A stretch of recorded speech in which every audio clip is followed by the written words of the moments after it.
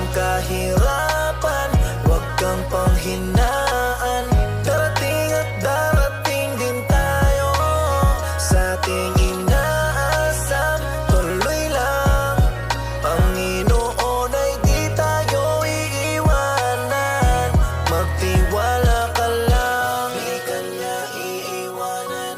Basta magtiwala ka lang, di ka niya iiwanan. Basta magtiwala. Panginoon, di tayo iiwanan kahit na nahihirapan, patuloy na gumapang.